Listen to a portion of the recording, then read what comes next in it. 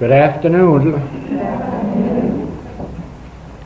I was a little bit concerned that when our students other parts of the world hear these tapes, they weren't going to believe really and truly that they were our classes, because there was no drilling on them and no streets being dug up, no fire wagons going by. But I see outside that that's taken care of today. The old familiar landmarks will be on our tapes, and they'll say that's an Infinite Way class. If we close those windows, you see that sound, the noise. Won't be necessary. Won't be necessary. I think our students would prefer to hear the noises.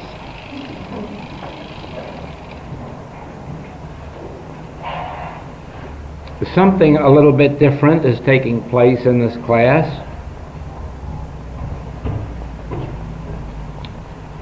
In the 11 years that I've been teaching the message of the Infinite Way, we have never had a book devoted exclusively to the healing work. And each time that it has come to my thought to have such a book, that which guides me says no. And the reason is that if you concentrate exclusively on the idea of healing, you have to lose the very thing you're seeking. Whereas learning the principles, catching the entire vision, you have a background for healing, and then healing becomes just a part of the picture, and that's the way it should be. In other words, just as the Master taught that you're to take no thought for your life, what you shall eat or what you shall drink, so he might have gone on and said you're to take no thought for your health, but seek rather the kingdom of God, and let all these things be added unto you. And so it has been that in our work, as you read the writings or hear the recordings, you gradually develop a consciousness of truth. Sometimes you become aware of specific principles. At other times you are not so aware of the specific principles, but you know the general motif. And healing automatically fits into it. But evidently the time has come for a book, because that which is taking place here this week is very evident to be a book, and a book which will concentrate on the healing principles. So do not be surprised along about 1959 or 1960 if you receive notice of another book on the subject of spiritual healing, and then recognize your own class. Now, we come today to a statement that must be clearly understood in your mind.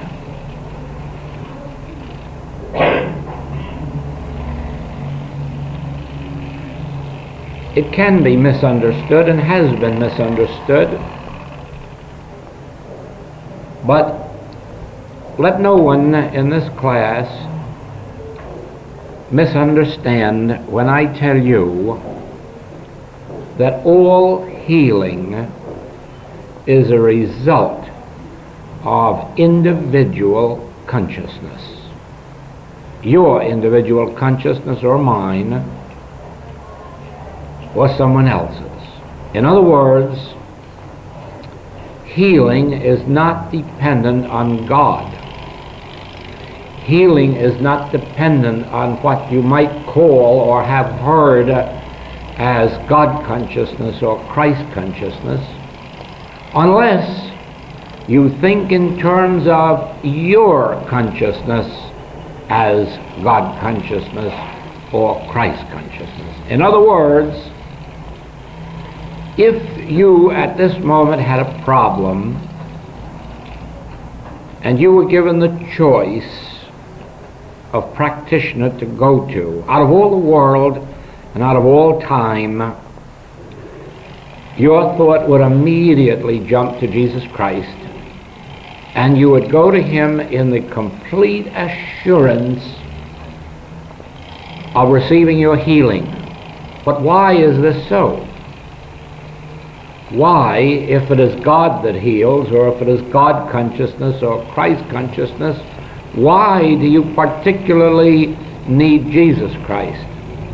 And your answer is because Jesus Christ has, so far as our conviction goes, proven to have the greatest degree of unfolded and realized God consciousness.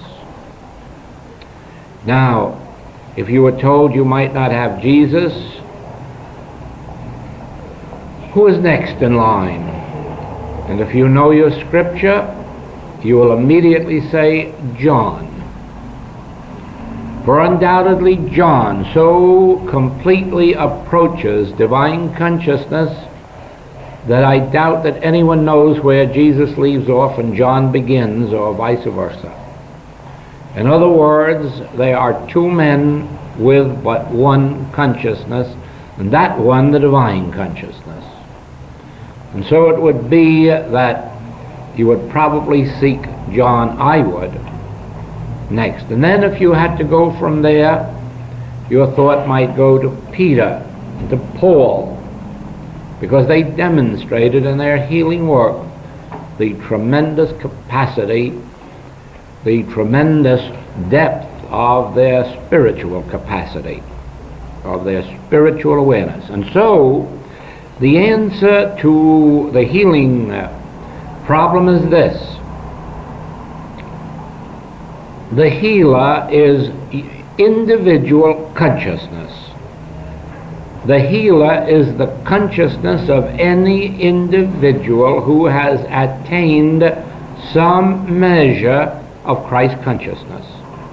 And the measure of it, that is, the measure that they have attained, determines the degree of the healing work. Now,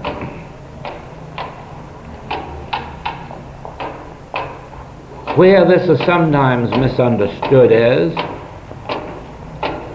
that there are those who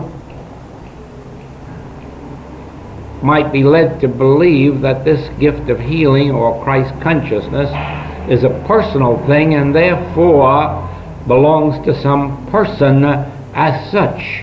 And that, of course, would be introducing egotism. No one has in and of himself the healing consciousness, only in the degree that they have embodied the one divine consciousness as their individual consciousness through the understanding that I and the Father are one, and all that the Father hath is mine. Now, by the grace of God then, God's consciousness becomes your individual consciousness. But how? Because now we come to that place, how do I attain it? How do I achieve it? How do I go from becoming a businessman, a salesman, to becoming a spiritual healer? How do I go from becoming a housewife to becoming a spiritual healer? And there is where we all need this guidebook, the Bible. For in it is this word of life. In it is the pattern that we must follow if we are to achieve Christ consciousness.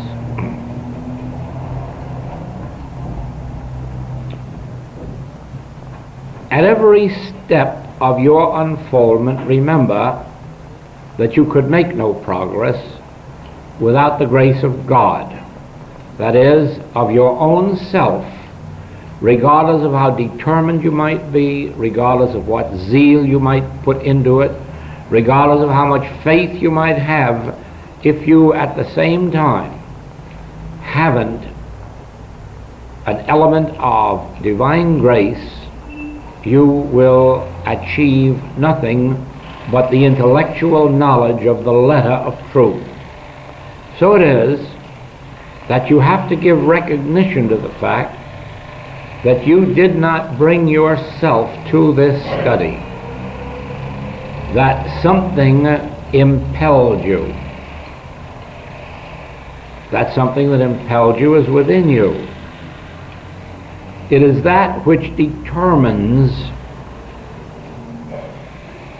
that this is the year for your opening yourself to this message, and perhaps out there may be 200, 300 who will be ready to open themselves next year or the year after or the year after that.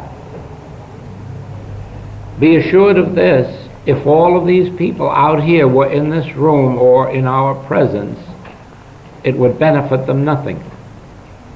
Their physical presence would not give them the secret or the consciousness of this work. If I thought that it would, I'd place great big ads in the newspaper, promise to give away silken hose free, and have them here and then convey to them Christ consciousness. But it won't work.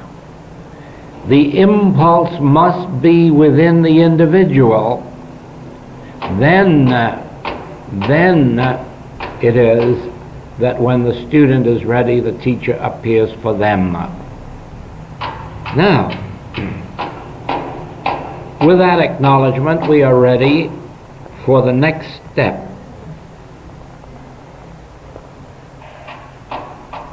There is no better way of arriving at what constitutes Christ consciousness than to study the four Gospels to see what manner of man Jesus was and what his teachings were, and then seek, insofar as it is possible, to emulate his ways.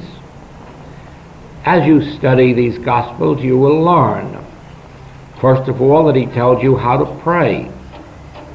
He also tells you how not to pray. He tells you what to pray for, what not to pray for. He tells you about praying in secret. He tells you about doing your good deeds without letting anyone in the world know that you're doing them, just trusting the invisible presence within yourself to know it and openly to reward.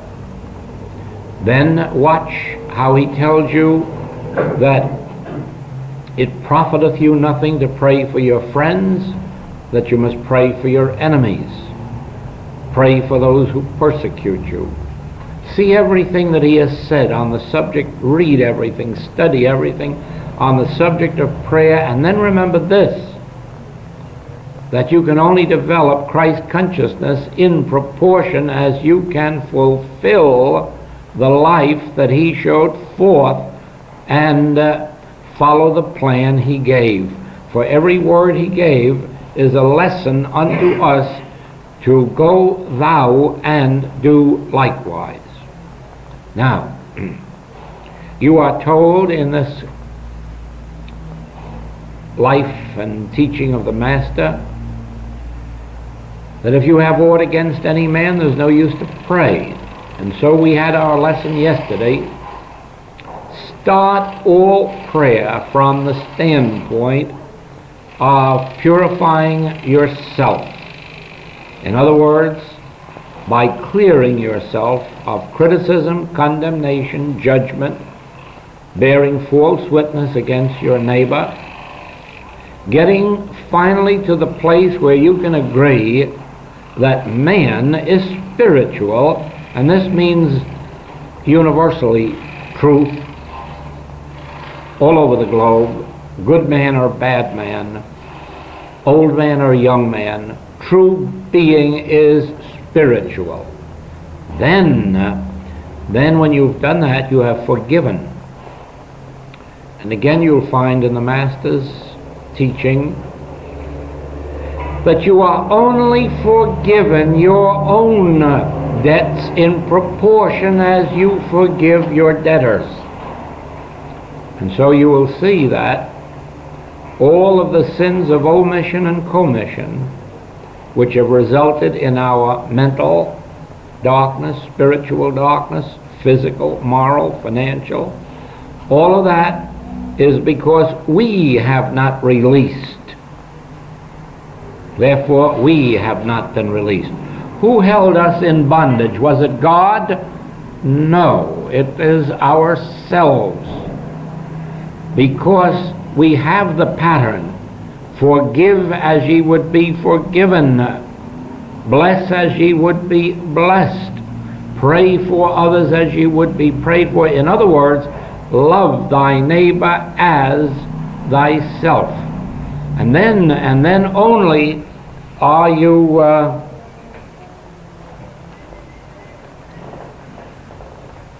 in the position of receiving grace. I'm going to digress for just a minute to take up with you the subject of supply, because it works in at this very point. Supply is not a very easy subject for me to teach. And the reason is that everybody already knows it in their heart and soul, but they don't want to obey it. And so when I teach it, I know I am up against that block, that wall that does not want to hear what I have to say. But it is a spiritual truth. Supply is not income. Supply is outgo. Now the human sense testifies otherwise, but spiritual law down through the ages has proven that everyone who is attempting to get supply by getting is getting less. The few materialists that disprove that always end up by proving that this is the truth. Now, supply is one of the easiest demonstrations that a spiritual student can make, because there's no limit to what a spiritual student can start to give away. You see, we are not dealing with amounts like a certain amount of dollars or pounds when we're talking about giving away. We're talking about giving. And giving has no relationship to amounts. It has to do with the degree of our givingness.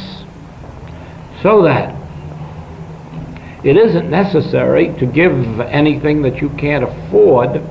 It isn't necessary to decide on a sum of money that you can't possibly achieve.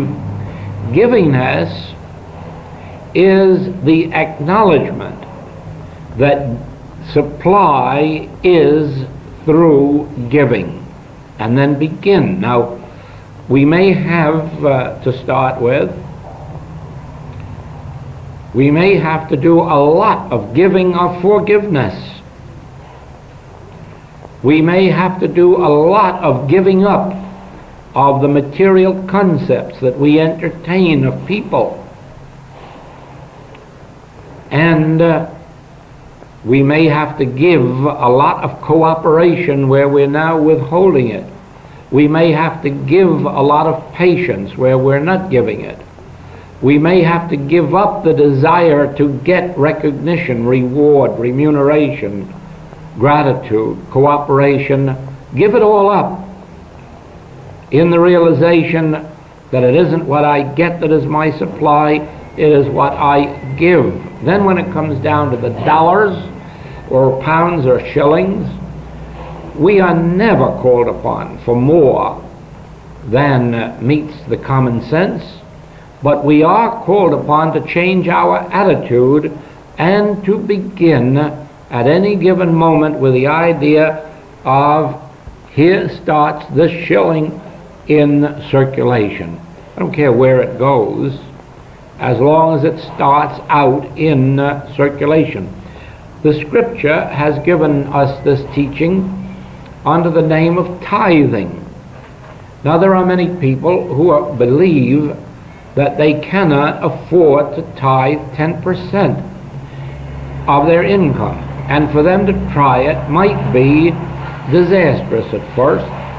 And so it would be well for those people to start tithing with 5% or 4% or 3% or 2%, as long as they determine on a set specific sum or percentage which they will give to some impersonal purpose, not to their families, not to their children, not to their own benefit, but to something completely impersonal, and if possible, that it be given in a secret manner so that nobody but themselves knows whence it came. Those who start that way very quickly get a guilt complex, because it only takes a couple of weeks to see that it was so easy to give 2 or 3% that automatically you decide it'll have to be 4% or 5%, and the 10% comes quickly. The strange thing is that rarely does it stop at 10%. I have 3 times in my career known individuals who were tithing 80% of all their income and had more left to live over on and with than they could possibly spend, even if they were extravagant. So that the law does prove itself that supply is not getting, supply is giving, and you will always have in proportion to your giving.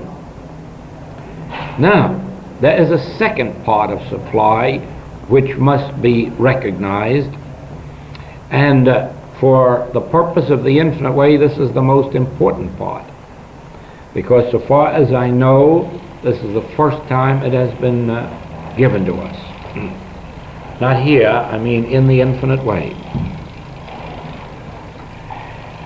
You have never seen supply. You can't see, hear, taste, touch, or smell supply. Supply doesn't exist in the visible realm. Supply is spirit or life. It is completely invisible, and you have an infinity of supply. You have no less supply than Jesus had, no less than Moses had, no less than Elisha had and Elijah had.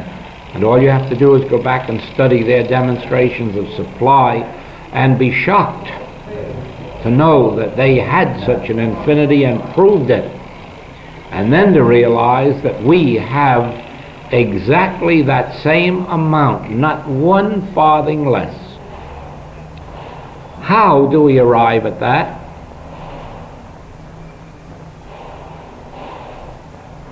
Since God is infinite, there exists nothing but God.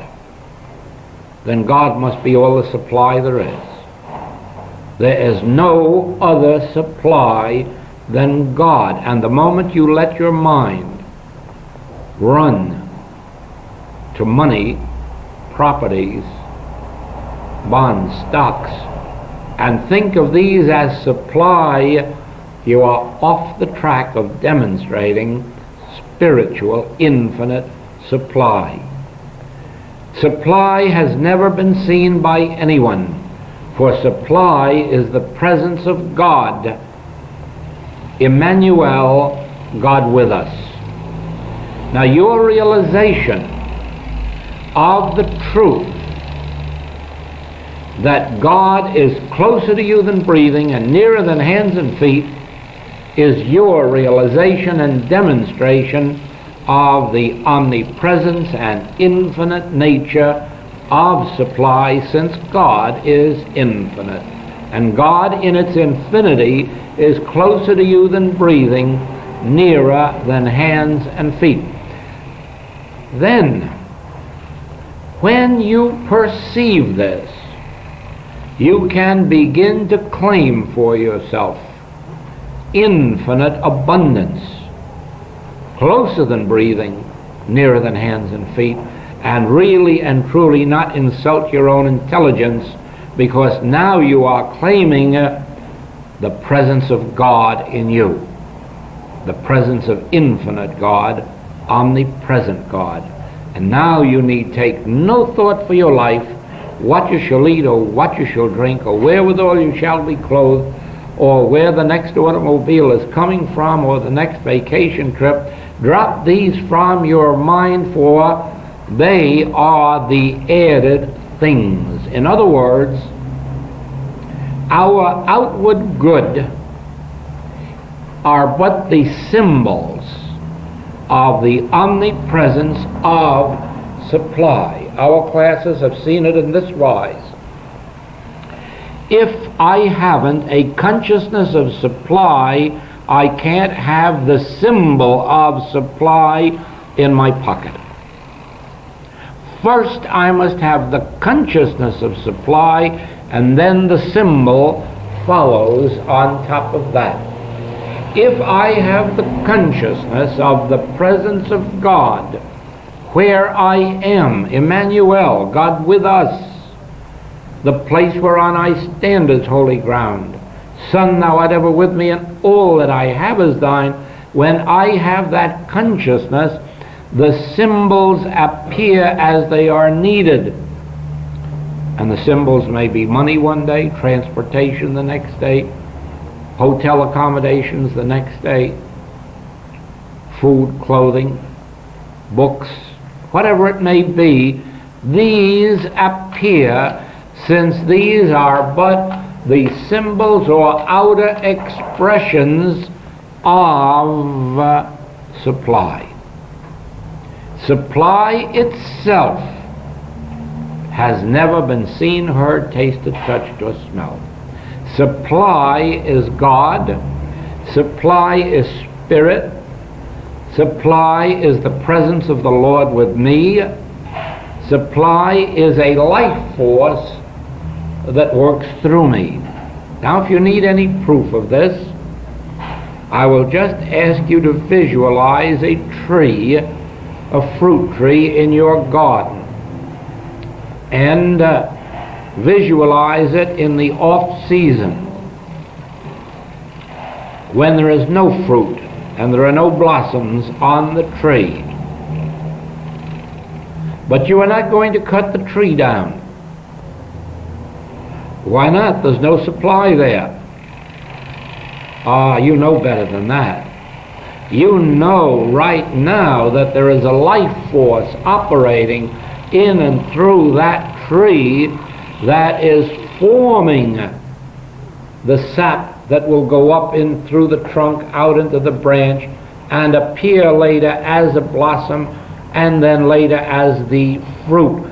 So you are not fooled at all by the barren tree. You don't say the tree has no supply. You don't say the tree is useless. You don't say the tree lacks. You just look at that tree and thank you, Father. I know what's taking place inside that tree. So it is with us. It really makes no difference. It should make no difference to any of you. It makes no difference to me what the state of my outer sense or visible supply may be at any given moment. If a hurricane came and blew it all away, I would still be where I am, and the life force would still be operating in my consciousness, and with a little patience, the blossoms and the fruit would appear again in the forms of dollar bills or whatever the need might be. All that is necessary is the recognition of this truth. There is a life force operating in you as it is in the trees. Why hasn't it become visible in greater measure? Because your consciousness wasn't attuned to the invisible, but to the visible. And most of the time, we have been trying to create in the visible. And you see, you can't multiply loaves and fishes in the visible. You cannot multiply dollars in the visible. If I start multiplying these, I'll go to jail very quickly. So if I want more of these, I must not multiply out here in the visible. I must do my multiplying in the invisible. And the manner of it is to realize that God is supply. God is closer to me than breathing, nearer than hands and feet, therefore my supply is closer to me than breathing. That God is infinite, therefore my supply is infinite. And like the fruit tree, heaven help the person who lets their fruit stay on that tree and doesn't pluck it. They will soon learn how quickly a tree can dry up and give forth no more fruit. It is only as we pluck the tree, as we take the fruit off and the flowers from the flower bushes, that this life force immediately goes to work to push out twice as many as it had before. So it is with our supply. It is only in proportion as we can love our neighbor, give out love, give out forgiveness, give out cooperation, always without seeking a return. Only the Indian giver gives and then seeks the return. The true spiritual light gives out of the fullness of a heart of givingness and seeks no return because there is no need for a return. God is one's sufficient return. Now, when you see this, you see one of the major healing points in the infinite way. That it is your consciousness of truth that determines your supply. It isn't a God somewhere, it isn't a Christ somewhere, it isn't a spirit somewhere. It is your consciousness. Your developed consciousness, if you weren't born with such a consciousness, as how many have been, very few. In nearly every case, it has been a matter of a developed consciousness. Elijah wasn't even sure of Elisha's consciousness and put him through the test to see whether he had arrived at Christ's consciousness. So it is.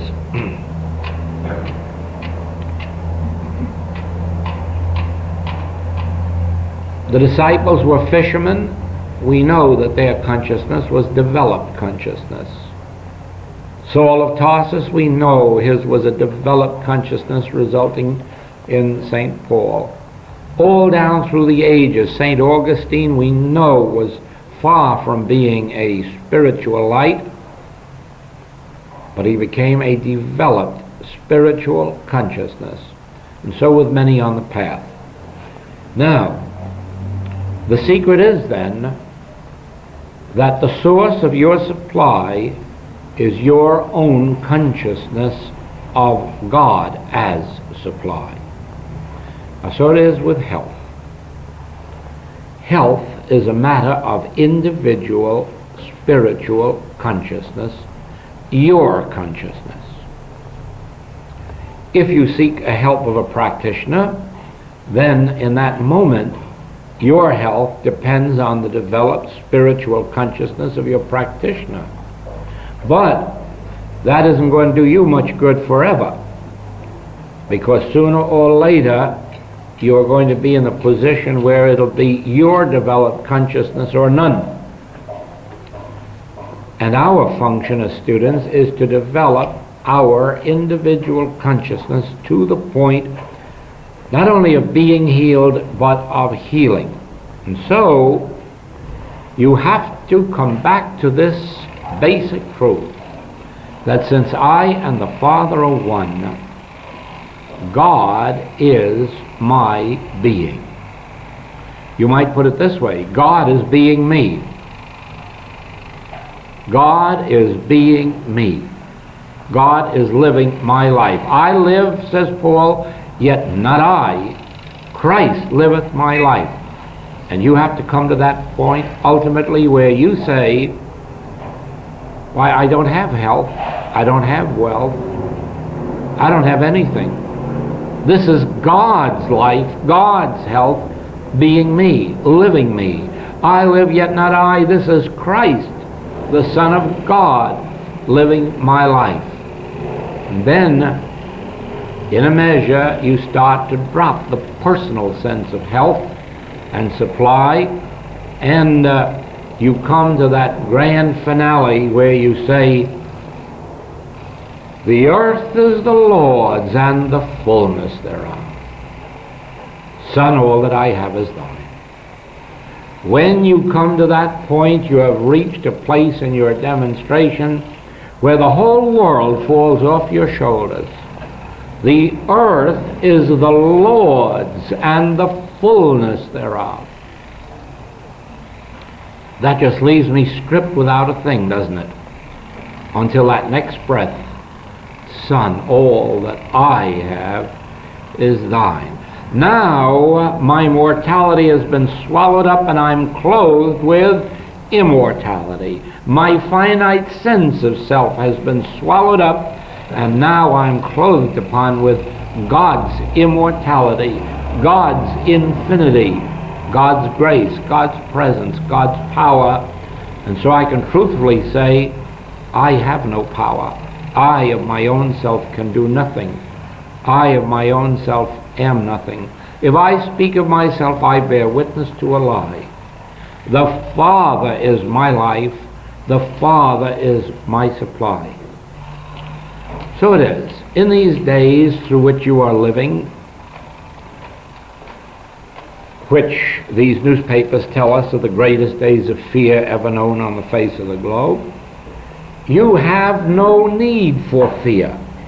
You need have no part in the world's fear. Why?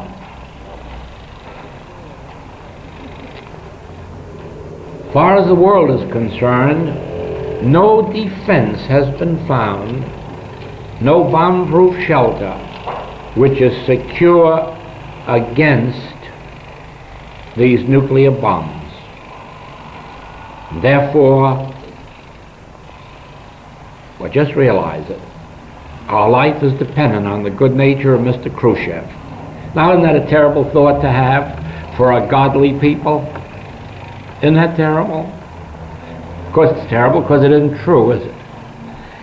Our scripture tells us that God is a fortress. Now the question is, would you like to take issue with God? With the Bible? Would you like to make the statement that that is not true, that God is our fortress? In Him we place reliance? Is it not true that God is a high tower? Is it not true that we live and move and have our being in God? Do we need God and matter too? Do we need God and cement too? Haven't we proven over and over again that we don't need God and medicine? And haven't many proved that we don't need God and cement? That we don't need God and stone fortresses?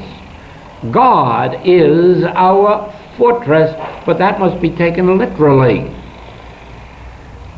God is a spirit, and God is infinite, and nothing can enter God that defileth or maketh a lie. And our life is hid with Christ in God.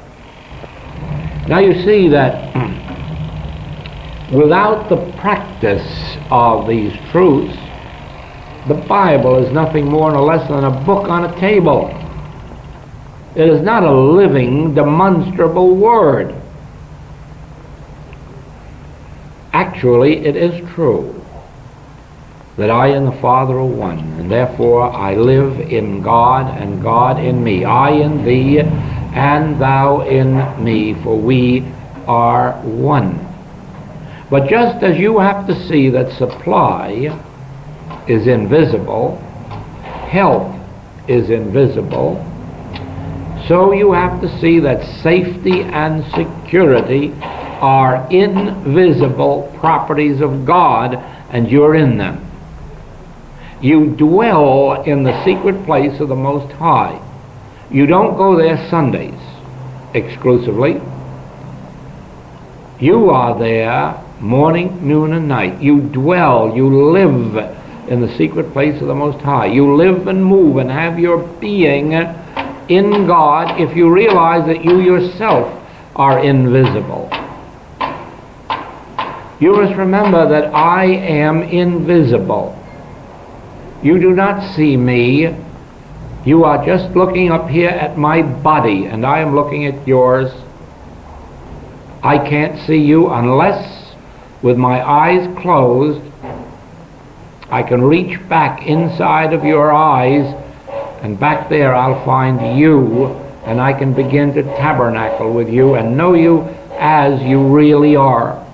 I'll never get to know you by looking outwardly at your form, nor will you get to know me. For the form is but the visible evidence of me, just like the dollars are only the visible evidence of my supply. My supply is invisible, and I carry it wherever I go, even into my shower bath. But the visible evidence of it is outside. And so it is that I am invisible, but the visible evidence of me sits in this chair, and that is the form. But if you destroy this form, I will still be here. I will never leave you nor forsake you. Whithersoever thou goest, I will go. I will be with you unto the end of the world. And if it should be necessary, in 3 days I could raise up the form again that has been destroyed. If it's not necessary, I will go on about my business, but I will be here where I am, which is where you are, for I am you. I is God, and I is the life of you, so I am the life of you. Do you see that? The whole secret of spiritual living has to do with the invisible. It has to do with your recognition of the fact that your life is invisible. It is hid with Christ in God. Bullets can't do anything to it. Flames can't burn it. The Bhagavad Gita, I believe in the third chapter, third chapter, tells us that nothing, swords cannot touch it, fire cannot burn it, water cannot drown it. Life is invisible. My life is invisible. It is hid with Christ in God. And the Master taught the same thing, that if you destroy this temple, this visible form, in 3 days I will raise it up again. Why? Because you will not have touched I. You will not have touched me. And so it is that with every bit of destruction, construction begins at once. Now, all of this applies in the practice of our healing work, because we are dealing with the health of the body, the health of our supply. We are dealing with problems of safety and security. Every one of these problems comes to a practitioner. Students go traveling and want help. They want to be assured of safety and security on their journey. And there's only one way you can give it to them, and that is to assure them that they will never be in an airplane or in a ship or in a train or in a submarine. that these will always be in the student, since the student is infinite consciousness, the consciousness of God in which everything is embodied. And therefore, you will carry your airplane inside of you instead of you being inside of your airplane. Why? Because you are an invisible infinity, God made flesh. God is your being, therefore your being is infinite. Your being includes within itself every mode of transportation. Your students and patients will be traveling a lot by automobile, and many times they'll be fearful of the so-called bad drivers on the road and drunk drivers on the road. But this will not come nigh thy dwelling place if you can assure your student that they are never in an automobile. They're carrying the automobile in them. They are not victims of a driver outside themselves. That driver is inside of them, within their consciousness and subject to their consciousness of truth. Nothing is outside the realm of your individual consciousness. If I have a headache and ask you for help, you have become the law unto my health. If you observe anything of a negative nature about me, you have become the law unto the transformation of that. And so it is.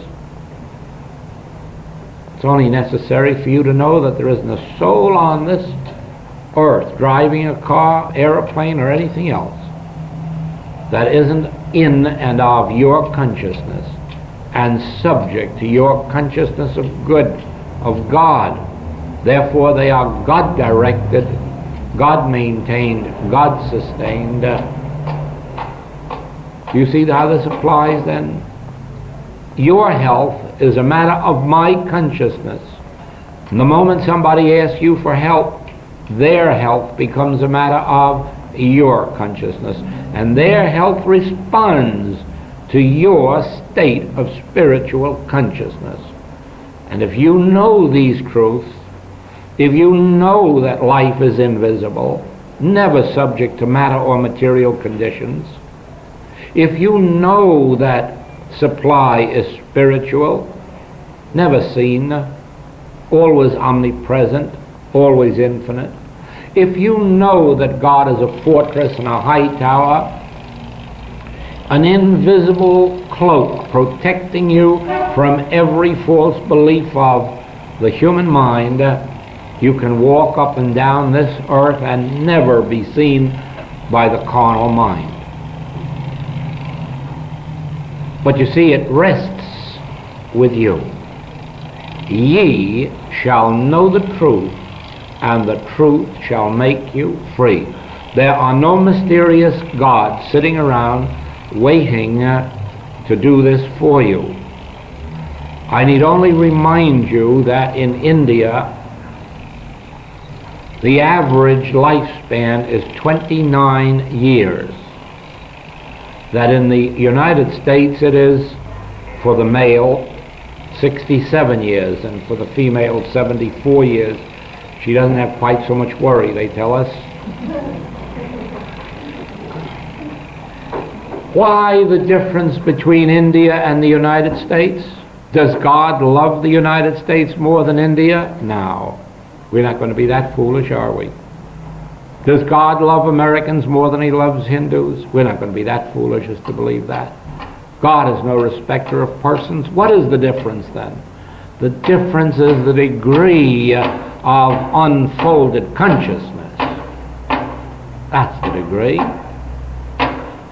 If their consciousness were unfolded enough, expanded enough, well, we have seen this in the United States, where it is only a matter of 75 years ago when our Negroes were all illiterate slaves, and today we have Phi Beta Kappa key men and women of the Negro race. We have some really great intelligence and brains among the Negroes. Why this change? They merely have been given the opportunity to unfold their consciousness. They've taken advantage of it, that's all. They weren't illiterate Negroes because they were Negroes. They were that because they weren't given the opportunity for their consciousness to unfold and expand, and now they're being given that opportunity and they're finding their rightful place in society. So it is with the people all over the world. The day will come when there will be no labor strikes. I wouldn't be surprised that almost every one of us in this room will be right here on earth to witness that day. Why? Because it is known now that there never was a legitimate reason for a strike. Strikes have been brought about through ignorance of how to settle these affairs. Just as you know that wars will be outlawed very quickly. Why will they be? Because in this age we know that wars don't settle anything, therefore that can't be the way to settle them. But a few generations ago that wasn't known. If somebody disagreed with you, you got up and punched them. And if you were a country, you just sent your army out to punch them. And that was the way it was done, always with physical force. But that was because human consciousness was not unfolded enough to know that there isn't a subject in the world that can't be reasoned out at a table. But enlightened consciousness now reveals that to us, and the result is that in the United States we have very few strikes, and most things are being settled, and the strikes that we still have, we have mainly because the type of union leader is not yet the enlightened one. And as they give way to the more enlightened ones, strikes go out. So it is. We live on a border with Mexico, and we live on a border with Canada, and we have no wars with them. Why? Because they are two countries like ourselves with enough developed consciousness that we can reason out our problems without going to war about them. And that is becoming now universal. Now, if the metaphysical religions of this last 3/4 of a century have proven anything at all, it is that anyone can be a healer who seriously wants to be. Not easily always, oh no. To some it comes very, very easy to be a healer. To some that consciousness comes very quickly. To others slowly. But it's attainable by anybody who is determined enough to have it. Why? Because it has nothing to do with any mysterious outside gods. It has nothing to do with any mysterious outside powers. It has to do with what degree of developed consciousness can you bring to bear on a problem. Now, when you are called upon to help someone with supply, and you can say, certainly I'll give you that help. I'd like you to help along a little bit too by searching yourself and see if there isn't something that you can start to give somewhere where you haven't been giving it. Oh, not to your family. We know you're doing that all right. But to someone who isn't your family or someone who's your enemy. No, I can't think of a thing. Well, then search your clothing closet and see if there isn't something there that you might spare. Start this giving business, and you'll start the supply, and then I'll do the rest. And what do? You sit down, you get into meditation, and the first thing you do is you purge your own consciousness by realizing, Father, forgive this individual. They do not yet know that they have the infinity of spiritual supply right where they are, but I know it. I know that where they are, God is, and God is infinite, and God is supply. And so I know that supply is with them. I know that they are the very embodiment. I know that it's as true of them as of Jesus, that I have meat This person has meat that the world knows not of. This person has the bread of life, the staff of life, the wine, the water that springs up into life eternal. I know that they hath, because I know that all that the Father hath is theirs. And I know now that as they start to let loose of it and begin to yield a little bit on the giving side, that the rest will begin to flow. And soon you'll find out that your knowing this truth set them free from the belief of lack and limitation. Someone comes to you with a physical disease. Practice according to the infinite way, and if they want to tell you what the disease is and where it hurts them, let them, but don't hear them. Don't ever listen. Don't take it in, because you might believe it. If you believe it, you can't heal them. In our work, we do not care whether it's the head that hurts or the foot. We do not care whether it's internal or external. Why? Because we're not physicians. We don't know anything about anatomy, physiology, biology, chemistry. So we care nothing about the name or the nature of the disease that is bothering anyone. We care only for one thing. They have asked for help. Therefore, they must have enough faith to fulfill the Master's requirement. Do you believe that I can do this thing? Well, the chances are that if they've asked for help, they believe it. If they ask for help not believing, they may not get it. But if there is a grain of hope or confidence within them that they will get it, they will get it if your consciousness of truth is correct.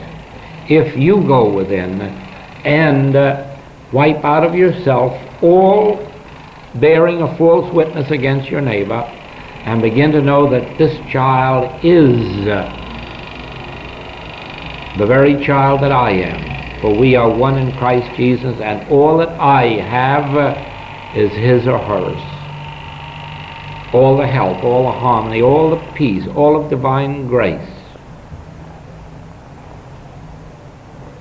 And by abiding in the spiritual truth until you feel a little sense of release or peace within yourself, you will bring healing to your patient. Now, I must briefly touch on this.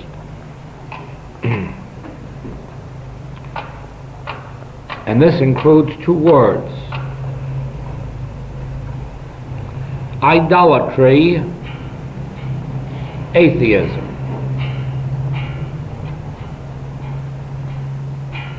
It is idolatry to believe that there is any power in form or effect.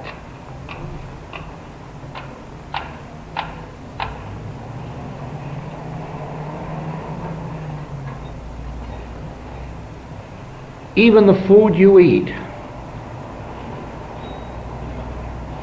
feeds you by reason of the fact that there is an invisible life in the food which is feeding you. The form doesn't feed you, but the invisible life in the food feeds you. That is why we now have many cases of malnutrition, of people who are eating so heartily that they're pounds and pounds and pounds overweight, and yet become violently sick with malnutrition. And do you know why? The life of the food has been taken out before it's been sold to them, and all that they get is husk. There was quite an article in one of our magazines in January which told our public that every one of the dry cereals which they buy in the stores hasn't an ounce of life or food in it, that it is nothing but husk that goes into the stomach without any life except the life that you add to it by adding some milk or cream or sugar or fruit. But in and of itself, these dry cereals are nothing but husks from which the life has been taken. And yet they're sold for food and for children's food. It has long been known in the States that the bread and the pies and the cakes we eat have all had the food values taken out of them before we get them, and we get the husks. It is for this reason that, was it last year, in Scotland they refused to allow the largest bakers in England to open branches in Scotland, because the largest bakers in England are using American recipes.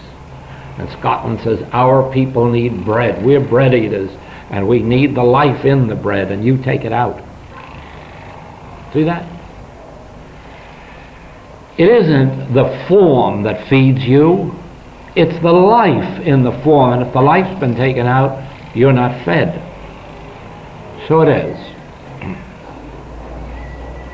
Don't fear a form, whether it's the form called fever, form called lump, form called cancer, consumption, paralysis. Don't fear the form, for the form cannot harm you. It is idolatry to give power to a form. And you only begin healing when you get cured of idolatry, when you believe in golden calves in any form. Now, this subject may also be embraced under the head of atheism. Since you believe in God, and God is spirit, and God is invisible, put all of your faith in the invisible and none of it in anything that has visible form. Do not fear, hate, or love that which is visible. Use everything that's usable. Enjoy everything that's enjoyable. But don't put your hope and your faith in it. Don't put your hope and faith in a bomb-proof shelter. It may not stand up under the test. Don't put your faith in man whose breath is in his nostril. He may not prove up to the responsibility you place on his shoulder. You know that God is spirit, and spirit is invisible. Therefore, place your faith and hope and reliance in the invisible. And when you see any form that human sense says is destructive, treat it the way Jesus did leprosy or the blind man. Treat it as nothing. Don't fear it. Don't hate it. Don't try to get rid of it. Sit quietly and peacefully and realize if you exist as visible form, it would be idolatry or atheism to believe you have power. All power is in God the Spirit. These two subjects comprise one of our most important subjects, for on them our entire demonstration is built. And so until what time this evening? 8 o'clock. 8 o'clock this evening. Time has flown away.